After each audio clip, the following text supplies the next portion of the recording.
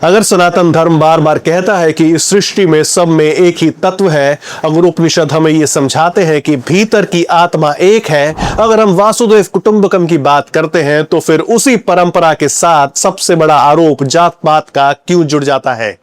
आखिर ये विरोधाभास आया कहां से?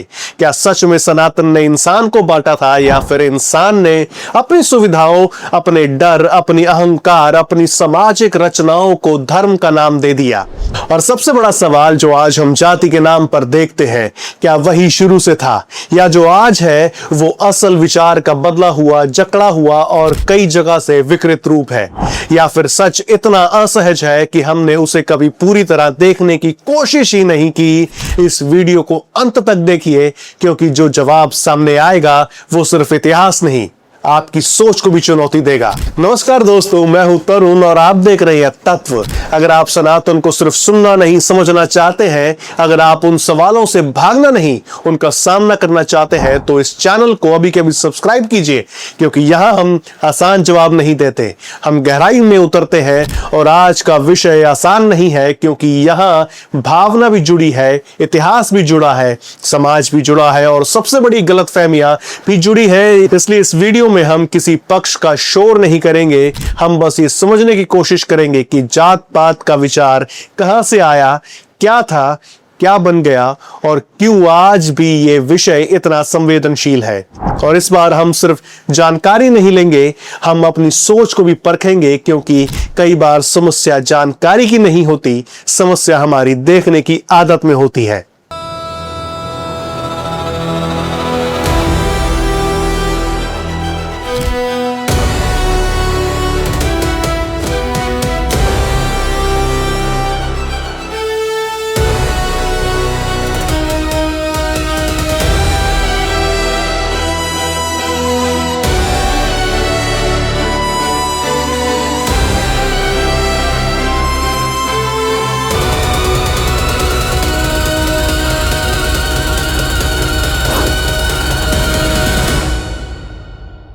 लेकिन शुरू करने से पहले एक बात साफ करना बहुत जरूरी है, क्योंकि इसी जगह सबसे ज्यादा कंफ्यूजन होता है और यहीं से पूरा विषय गलत दिशा में भी चला जाता है। हम अक्सर वर्ण, जाति, कास्ट और छुआछूत, इन सब को एक ही चीज मान लेते हैं, जबकि एक नहीं है। वर्ण माने वैचारिक, दार्शनिक और सामाजिक फ्रेमवर्क। जाति माने समाज में बनी हुई जन्म आधारित कम्युनिटीज। कास्ट माने आज जो रिजिड हेरिडिटरी लेयर्ड स्ट्रक्चर जो हम समझते हैं। और छुआछूत इस पूरे ढांचे का सबसे कठोर, सबसे अमानवीय, सबसे विकृत रूप। अगर ये फर्क नहीं समझा तो आगे की पूरी चर्चा आधी समझ में खड़ी हो जाएगी, और आधी समझ से इस विषय पर फैसला देना सबसे आसान भी है और सबसे खतरनाक भी, क्योंकि आधी जानकारी अक्सर सबसे मजबूत भ्रम बन जाती है। तो यहां पर सवाल बिल्कुल सीधा है, क्या जात पात सनातन का सिद्धांत है या समाज की रचना? आज की दुनिया में चाहे शहर हो या गांव, चाहे पढ़ा लिखा समाज हो या पारंपरिक, एक चीज किसी न किसी रूप में दिखी जाती है, पहचान। और उस पहचान में बहुत बार नाम के बाद कुछ और भी जुड़ जाता है, जाति। कभी शादी के समय, कभी रिश्तों के समय, कभी राजनीति में, कभी समाज में, कभी मजाक में, कभी अपमान में, कभी खुलकर, कभी बहुत ही सटल तरीके से। कई लोग शायद खुले रूप से भेदभाव नहीं करते, लेकिन सोच के स्तर पर यह बात फिर भी कहीं ना कहीं बैठी रहती है कि कौन किस बैकग्राउंड से है, कौन किस घर का है, कौन हमारे जैसा है, कौन हमारे जैसा नहीं है। यानी भेदभाव हमेशा दिखता नहीं, कई बार ये सोच के स्तर पर चुपचाप चलता रहता है। और यही वो जगह है जहां समाज खुद को बिना महसूस किए बांटने लगता है।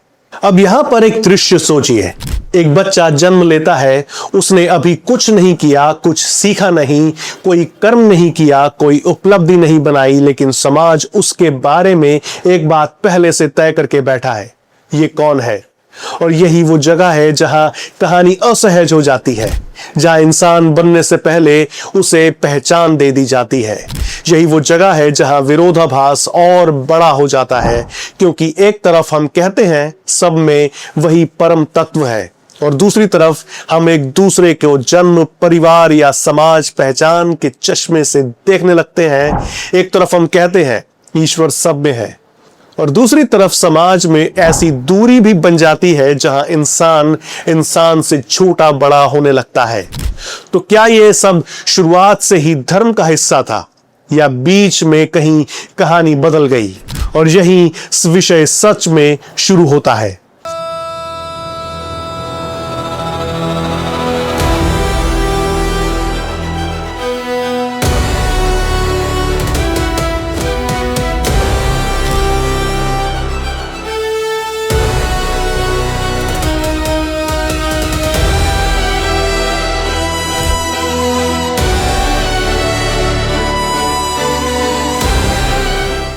अब पहले समझते हैं वर्ण क्या था। सनातन की परंपरा में, खासकर गीता जैसे ग्रंथों में, समाज को समझने के लिए एक विचार मिलता है, चतुर्ण्य, यानी समाज में अलग अलग प्रकार की प्रवृत्तियां, अलग अलग प्रकार के कार्य, अलग अलग प्रकार की स्वाभाविक भूमिकाएं।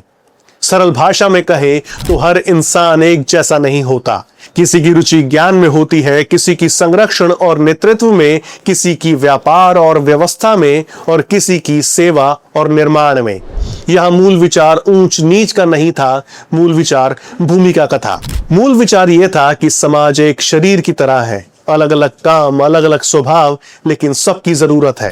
कोई अकेला पूर्ण नहीं, सब मिलकर पूर्णता बनाते हैं। और यहाँ एक बहुत महत्वपूर्ण बात समझनी होगी, ये व्यवस्था पहचान तय करने के लिए नहीं थी, प्रवृत्ति और कर्म को समझने के लिए थी। यानी वर्ण कोई स्थायी लेबल नहीं था, ये एक लेंस था, समझने का, बांटने का नहीं। और अगर आधार गुण और कर्म है तो ये व्यवस्था रिजिड नहीं हो सकती थी। ये एक जीवित व्यवस्था थी जिसमें बदलाव संभव था। और अगर आधार गुण और कर्म है तो पहचान अंतिम नहीं हो सकती थी। भूमिकाएं बदल सकती थी, सीमाएं स्थायी नहीं थी, यानी ये व्यवस्था बहती हुई थी, जमी हुई नहीं थी। लेकिन यह कहानी मुड़ती है। धीरे धीरे कर्म से ज्यादा जन्म महत्व रखने लगा, भूमिका से ज्यादा पहचान। समाज कभी स्टैटिक नहीं रहता। जो विचार किताबों में है वो जमीन पर पहुंचते पहुंचते बदलता है। जो सिद्धांत है वो व्यवहार में आते आते शेप बदलता है। और यह बदलाव सिर्फ सामाजिक नहीं था, यह मन के भीतर भी हो रहा था।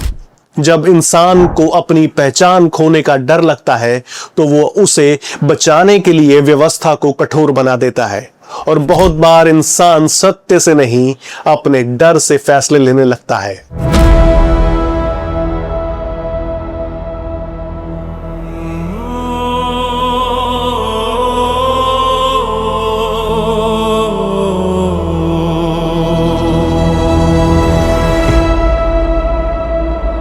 अब जब वक्त आगे बढ़ा तो धीरे धीरे वंश, परिवार, परंपरा, ये सब सामाजिक पहचान के केंद्र में आने लगे। जो काम एक परिवार करता था वही अगली पीढ़ी भी करने लगी। जो ज्ञान एक समूह में था वो उसी समूह में सीमित होने लगा। जो शक्ति एक वर्ग के पास थी वो वहीं टिकने लगी। और यहीं से समाज ने सुविधा के लिए, स्थिरता के लिए और कई बार नियंत्रण के लिए इन सब को स्थायी मानना शुरू कर दिया। समय के साथ जब इन पहचानों को बार बार दोहराया गया तो उन्हें सामाजिक, प्रशासनिक और व्यवहारिक स्तर पर दर्ज किया जाने लगा। तो जो पहले लचीला था वो और भी स्थायी दिखने लगा। यानी व्यवस्था सिर्फ चल नहीं रही थी, उसे लगातार मजबूत भी किया जा रहा था। और इसी के साथ साथ समाज में आगे चलकर दीवारें बनी। सबसे बड़ी दीवार विवाह।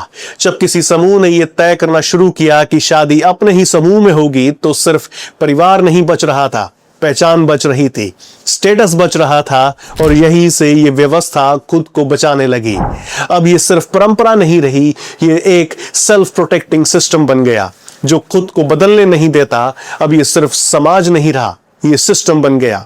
जन्म तय, काम तय, स्थान तय था। अब ये नेचुरल नहीं था, ये इम्पोज था।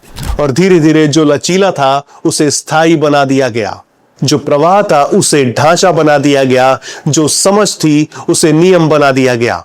और यही आता है सबसे बड़ा मोड़। शायद समस्या व्यवस्था में नहीं थी, समस्या उसके जम जाने में थी। जो बहना चाहिए था वो रुक गया, और जो रुकता है वो सड़ने लगता है। तो आगे बढ़ते हुए एक बात तो माननी पड़ेगी, व्यवस्था ने इंसान को नहीं बांटा, इंसान ने व्यवस्था को हथियार बना लिया। और जब व्यवस्था हथियार बन जाती है तो वो सुरक्षा नहीं देती, वो नियंत्रण करती है। और नियंत्रण हमेशा बराबरी को नहीं बल्कि हायरार्की को जन्म देता है।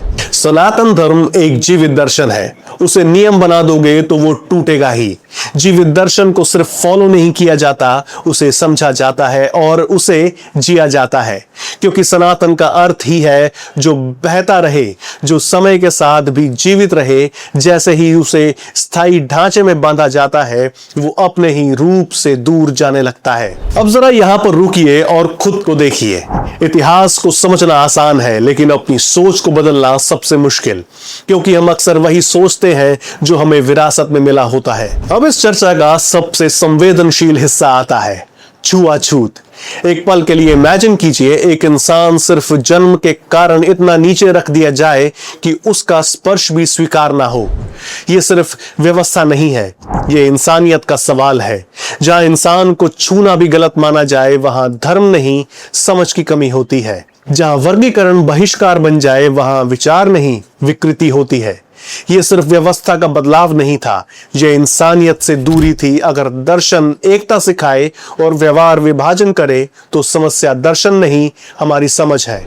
तो अंत में सवाल उठता है, क्या सनातन ने इंसान को बांटा या इंसान ने उसे समझे बिना उसे कंट्रोल का टूल बना लिया? सनातन ने मार्ग दिया था, बंधन नहीं। लेकिन जहां विवेक मरता है वहां हर व्यवस्था बंधन बन जाती है। लेकिन असली सवाल यह नहीं कि सनातन क्या था, असली सवाल यह है हमने उसे क्या बना दिया।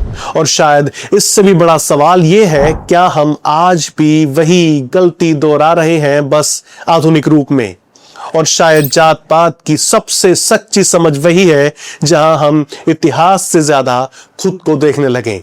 अगर यह वीडियो आपको सोचने पर मजबूर करे, अगर इसने आपके भीतर कोई अनकंफर्टेबल लेकिन जरूरी सवाल जगाया, तो वीडियो को लाइक कीजिए, शेयर कीजिए और चैनल को सब्सक्राइब कीजिए।